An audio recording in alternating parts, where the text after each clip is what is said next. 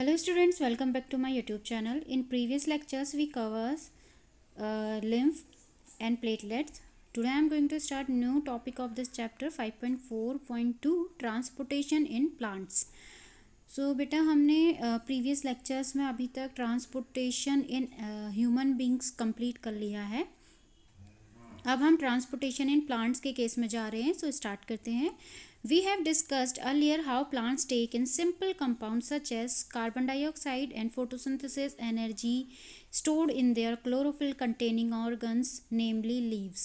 यानी कि हमने पहले ही अपनी प्रीवियस जो हमने लेक्चर्स में भी पढ़ा है और हम पहले ही डिस्कस कर चुके हैं कि जो प्लांट्स हैं वो क्या करते हैं, सिंपल कंपाउंड्स को लेते हैं. लाइक आपका CO2 हो गया और जो एनर्जी वो गेन कर रहे थे फोटोसिंथेसिस प्रोसेस के थ्रू और उसको फिर स्टोर कर दे रहे थे, है ना. प्लांट्स की लीव्स में जो प्लांट्स में जो स्टोर हो जा रहा था, क्लोरोफिल कंटेनिंग एक ऑर्गन होता था जो ग्रीन कलर आपके प्लांट्स को देता है. इसके कारण फोटोसिंथेसिस हो रही थी और एनर्जी क्या हो रही थी, स्टोर्ड फॉर्म में वहाँ पे स्टोर हो जा रही थी. ठीक है. So the other kinds of raw materials needed for building plants bodies will also have to be taken up separately. यानी कि अब यहाँ पे क्या है, प्लांट्स फोटोसिंथेसिस कर रहा है तो उससे उसको एनर्जी मिल रही है. अब वो सिर्फ एनर्जी ही उसे नहीं चाहिए होगी, उसे और भी बहुत सारी चीज़ें चाहिए होंगी जो क्या है आपके रॉ मटेरियल्स होते हैं. ठीक है. ये कहाँ से लेता है बेटा प्लांट्स.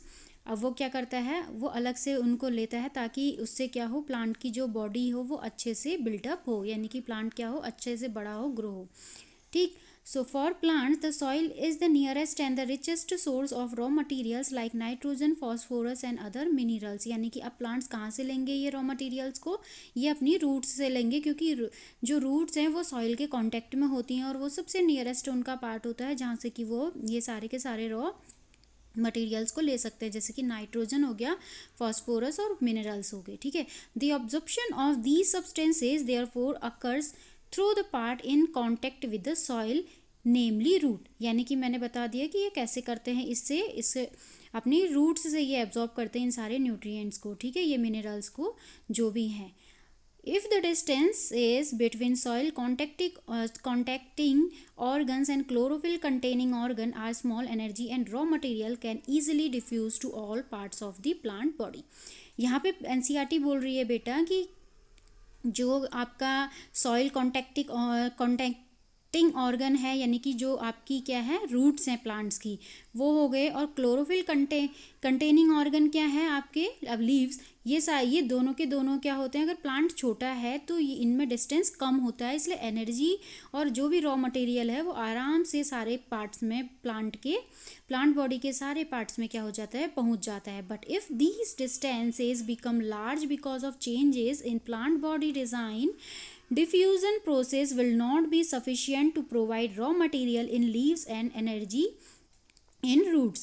यानी कि यहाँ पे वो केस भी बताया जा रहा है कि जहाँ पे बोला जा रहा था कि आपके प्लांट अगर छोटा है, पौधा छोटा है, प्लांट अगर छोटा है तो उसमें डिस्टेंस क्या होगी, रूट और लीव्स की डिस्टेंस कम होगी, इसलिए एनर्जी और रॉ मटेरियल इजीली क्या हो जाएगा, सारे प्लांट बॉडी के सभी पार्ट्स तक पहुंच जाएगा. लेकिन जब पेड़ क्या होता है, कॉम्प्लेक्स फॉर्म में होता है, यानी कि बड़ा हो जाता है, लंबा हो जाता है, तो फिर उस कंडीशन में ये डिफ्यूज़न जो प्रोसेस होती है बेटा, ये सफिशिएंट नहीं होती है सारे के सारे रॉ मटेरियल्स को लीव्स में तक पहुंचाने के लिए और एनर्जी को रूट्स में पहुंचाने के लिए. ठीक है. So a proper system of transportation is therefore essential in such situation. यानी कि इसमें क्या होता है, एक प्रॉपर सिस्टम यहाँ पे ट्रांसपोर्टेशन के लिए प्रोवाइड किया जाता है ताकि ये सारी की सारी सिचुएशंस क्या हो, इजीली फुलफिल हो जाए. ठीक है. अब यहाँ पे डिफ्यूज़न क्या होता है बेटा, डिफ्यूज़न एक टर्म दे रखा है. डिफ्यूज़न क्या होता है, इसमें क्या होता है कि जो आपके मॉलिक्यूल्स होते हैं बेटा वो हायर कॉन्सेंट्रेशन से लोअर कॉन्सेंट्रेशन में जाते हैं. ठीक है. तो यहाँ पे आपके क्या है, मॉलिक्यूल्स, आयंस या पार्टिकल्स, ये क्या होते हैं, हायर कॉन्सेंट्रेशन से लोअर कॉन्सेंट्रेशन में जाते हैं. जैसे कि आपके एग्जाम्पल ले लो, इंक को अगर आप क्या करते हैं, वाटर में डिजॉल्व करते हैं, तो पहले वाटर में जैसे ही आपने 2-3 ड्रॉप इंक की डाल दी तो क्या होगा, एक धीरे धीरे क्या होगा, वो इधर उधर स्प्रेड होने लगेंगे वाटर में, पूरा कलरफुल वाटर दे देंगे वो. ठीक है. ऐसे ही परफ्यूम अगर आप एक रूम में डालते हैं तो धीरे धीरे ये क्या होता है, और जगह भी फैलने लगता है. और ये डिफ्यूजन प्रोसेस किस में होती है, आपकी गैस और लिक्विड में, दोनों में होती है. ठीक है. सो आगे जाते हैं. Energy needs differ between different body designs. Plant do not move and plant body have a large proportion of dead cells in many tissues. यानी कि यहाँ पे क्या हो रहा है, एनर्जी क्या होती है, सभी को सभी प्लांट के हर एक पार्ट को ज़रूरत है ना एनर्जी की। तो यहाँ पे क्या होगा, प्लांट एक तो मूव नहीं कर पाता है ना, स्टैग्नेंट रहता है, स्टेबल रहता है एक ही जगह पे, और उसकी जो बॉडी होती है उसमें बहुत सारा ऐसा रहता है कि डेड सेल्स भी होती हैं, बहुत सारे मैनी टिश्यूज़ ऐसे होते हैं जो डेड फॉर्म में होते हैं प्लांट की बॉडी में।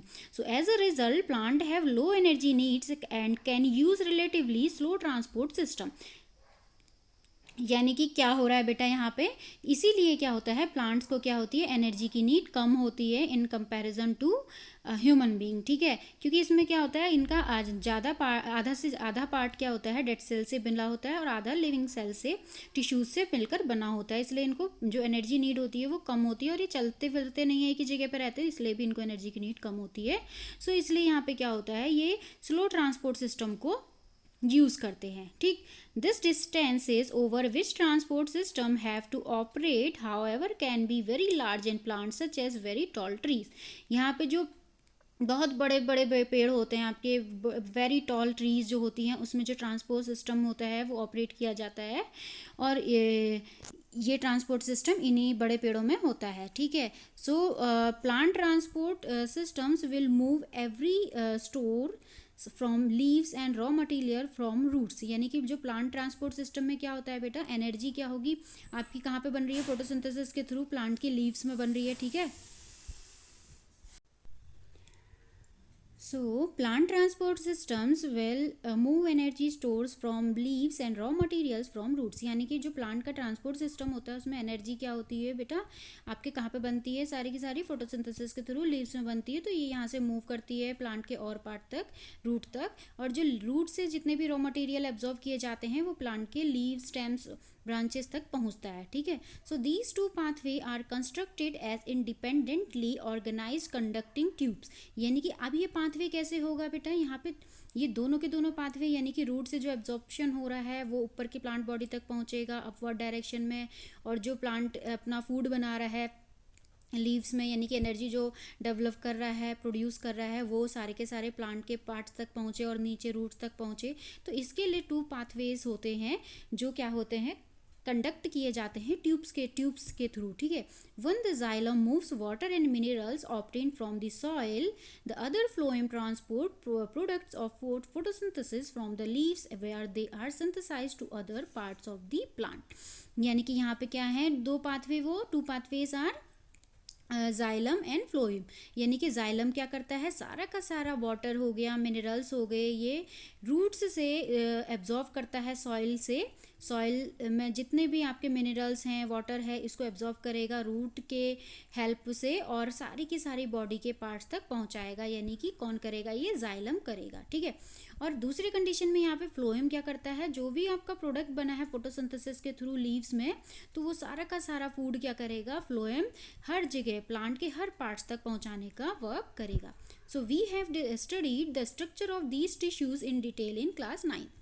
हमने इसके स्ट्रक्चर्स को क्या है, डिटेल वे में पढ़ा है ना, ये टिश्यूज़ के इनके टिश्यूज़ को डिटेल वे में हमने 9th क्लास में पढ़ा है। सो नेक्स्ट है यहाँ पे transport of water. So transport of water in xylem tissue, vessels and tracheids of the roots, stems and leaves are interconnected to form a continuous system of water conducting channels reaching all parts of the plant।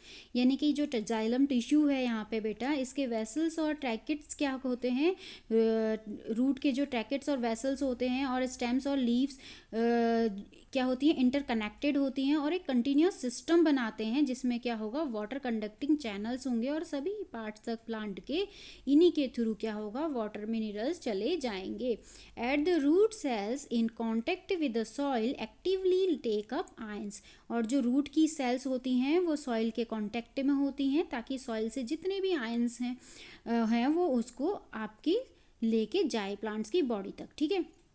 So this create a difference in the concentration of these ions between the root and the soil। यानी कि ये क्या करता है, एक यहाँ पे ये डिफरेंस क्रिएट करता है, कंसंट्रेशन जो भी आयंस का होगा आपके रूट में और सॉइल में, उसके बीच में कंसंट्रेशन, यहाँ पे कंसंट्रेशन डिफरेंस को क्रिएट करता है। यानी कि यहाँ पे क्या होता है बेटा, जब आपकी क्या होगा, देखो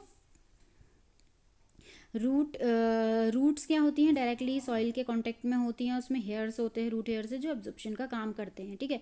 अब आयंस इसमें क्या होंगे, अटैच होंगे और एब्जॉर्ब होके सीधे प्लांट की बॉडी तक चले जाएंगे, ठीक है। अब क्या होगा, हाई क्या यहाँ पे क्या है, एक कंसंट्रेशन आयन का दिखाई दे रहा है, यानी कि यहाँ पे क्या है, हायर, हमने अभी डिफ्यूजन प्रोसेस में पढ़ा था कि जो आयंस होते हैं या पार्टिकल्स होते हैं वो हायर कंसंट्रेशन से लोअर कंसंट्रेशन में, अब प्लांट की बॉडी में कम है तो क्या करेगा, सॉइल से ज़्यादा से ज़्यादा एब्जॉर्ब करेगा, यानी सॉइल में क्या है, हायर कंसंट्रेशन है, और वो कहाँ चले जाएगा, आपके लोअर में, यानी कि प्लांट्स में चले जाएगा, ठीक है, सॉइल से, रूट से होते हुए प्लांट की बॉडी में। सो वाटर देयरफॉर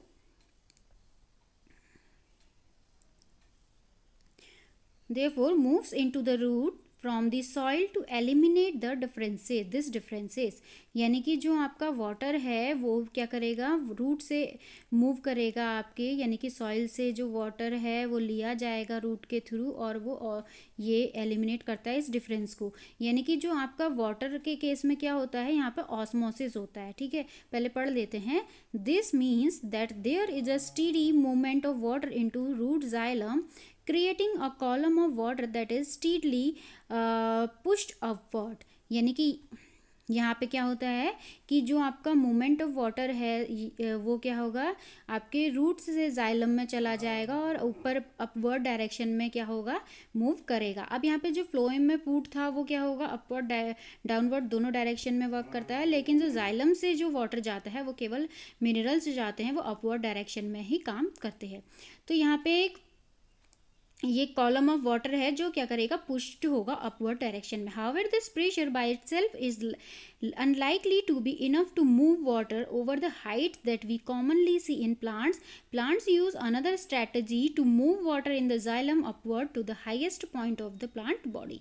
यानी कि यहाँ पे ये क्या करेगा, ये एक इनफ मूव ऑफ वाटर है जो ओवर हाइट में भी, यानी कि चाहे पेड़ कितने ही बड़े हो तो यहाँ पे ये क्या करता है, इस स्ट्रेटजी को यूज़ करता है जाइलम, और अपवर्ड डायरेक्शन में प्लांट के हर प्लांट बॉडी के पार्ट तक ये पहुंच जाता है। अब यहाँ पे क्या होता है बेटा, ये ऑस्मोसिस को फॉलो करता है, ठीक है। ऑस्मोसिस को फॉलो करने में क्या होता है बेटा, यहाँ पे जो आपका क्या होगा, यहाँ पे आपके जितने भी मूवमेंट ऑफ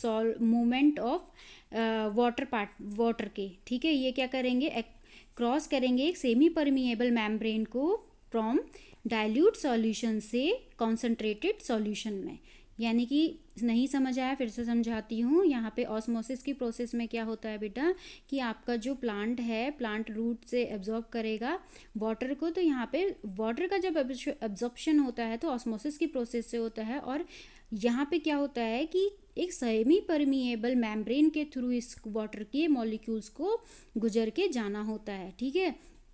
तो ये ऑस्मोसिस हमेशा क्या होता है, डाइल्यूट सॉल्यूशन से कॉन्सेंट्रेटेड सॉल्यूशन में होता है। यानी कि अब यहाँ पे क्या है, प्लांट की बॉडी में क्या है, आपके अगर कम वाटर है, ठीक है, प्लांट की बॉडी में कम वाटर है और आपके यहाँ पे क्या है, सॉइल में ज़्यादा वाटर है, तो यानी कि वाटर ज़्यादा है तो डाइल्यूट सॉल्यूशन है, ठीक है, तो ये वाटर क्या होगा, कॉन्सेंट्रेटेड सॉल्यूशन की साइड को जाएगा, यानी कि जहाँ पे पानी कम है। इसका एक एग्जाम्पल और है कि क्या होता है, जैसे आपके आरबीसी स्वेलिंग होती है, आरबीसी के अंदर क्या होता है, वाटर कम होता है, अगर हम इसको पानी के अंदर डालें तो बाहर जो है वो डाइल्यूट सॉल्यूशन है और अंदर कम है पानी, तो ये क्या करेंगे बेटा, वाटर मॉलिक्यूल आपके आरबीसी के अंदर जाने लगेंगे और क्या होगा, जो आरबीसी है वो स्वेल हो जाएगी। यानी कि यहाँ पे क्या हो रहा है, dilute solution into a concentrated solution, ठीक है। Movement of water particles across semi permeable membrane from a dilute solution into a concentrated solution, ये है, ठीक है। सो यहाँ पे एक एक्टिविटी दे रखी है, इसको अभी हम कल पढ़ेंगे।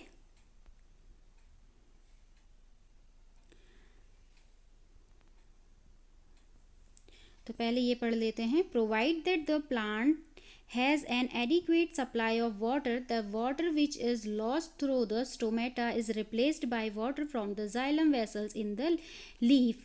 यानी कि यहाँ पे क्या है, जब प्लांट में क्या होता है, सप्लाई ऑफ वाटर होती है, एडिक्वेट सप्लाई ऑफ वाटर होती है, तो वाटर क्या कर देता है, लॉस्ट करने लगता है वाटर को। यानी कि अगर पानी ज़्यादा हो गया प्लांट में तो वो क्या करेगा, स्टोमेटास से लॉस्ट करने लगेगा, पानी को निकालने लगेगा। और फिर अगर क्या होता है, अगर यहाँ पे पानी अगर प्लांट में फिर कम हो गया तो जाइलम वेसल्स के थ्रू फिर क्या होगा, पानी दोबारा आने लगेगा, ठीक है, उन लीव्स पे। In fact evaporation of water molecule from the cell of the leaf creates a suction which pulls water from the xylem cell of a root. यानी कि यहाँ पे क्या होता है कि जो लीव्स होती हैं उसमें स्टोमेटाज होते हैं, जब वो क्या करेंगे, आपके वाटर ज़्यादा होने से क्या होता है, गार्ड सेल स्वेल हो जाती हैं और उसमें एक स्टोमेटा का पोर खुल जाता है और इससे क्या होता है, इवेपोरेशन होने लगेगा। यानी कि गैसियस एक्सचेंज भी हो रहा है और वाटर भी क्या हो रहा है, इवेपोरेट हो रहा है, ठीक है। तो यहाँ पे ये सारी कंडीशन होने लगती है। जैसे जैसे वाटर कम होने लगता है वो श्रिंक होने लगते हैं और वाटर पोर क्या होते हैं, बंद हो जाते हैं। और जैसे ही जाइलम फिर से पानी क्या करेगा, अपवर्ड डायरेक्शन में लेके आएगा, लीव्स तक पहुँचेगा, फिर से ये कंडीशन होती रहती है, साइकिल रिपीट होती रहती है। The loss of water in the form of vapour from the aerial part of the plant is known as transpiration. अंदर यहाँ पे क्या हो रहा है बेटा, एक ट्रांसपिरेशन एक प्रोसेस होती है। इसमें क्या होता है, एरियल पार्ट्स, प्लांट के जो एरियल पार्ट्स होते हैं, जैसे कि ऊपर वाले जो पार्ट होंगे लीव्स वगैरह, इससे क्या होगा, लॉस ऑफ वाटर होगा। और किस फॉर्म में होगा, वेपर के फॉर्म में होगा। तो इसी प्रोसेस को हम ट्रांसपिरेशन कहते हैं।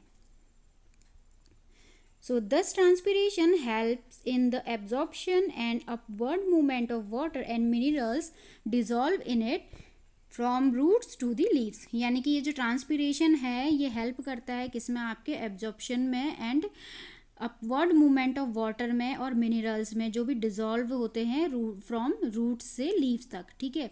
It also helps in temperature regulation.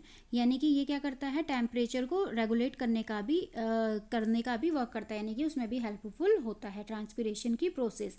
The effect of root pressure in transport of water is more important at night. यानी कि जो आपका इफेक्ट हो रहा है ये root pressure transport of water में, ये मोर इम्पोर्टेंट रहता है रात के समय में। During the day when the stomata are open the transpiration pulls become the major driving forces in the movement of water in the xylem.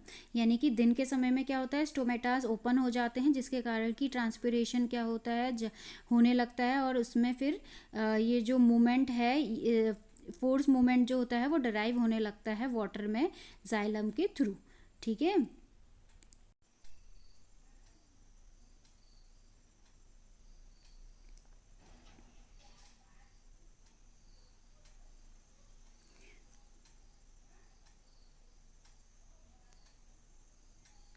यहाँ पे फिगर 5.12 दे रखा है बेटा, movement of water during transpiration in a tree. तो देखो root से absorption हो रहा है वाटर का और अपवर्ड डायरेक्शन में जा रहा है, और जब क्या हो रहा है डे टाइम में यहाँ पे इवेपोरेशन की, यानी कि वेपर के फॉर्म में वाटर क्या हो रहा है, एलिमिनेट होता जा रहा है, ठीक है।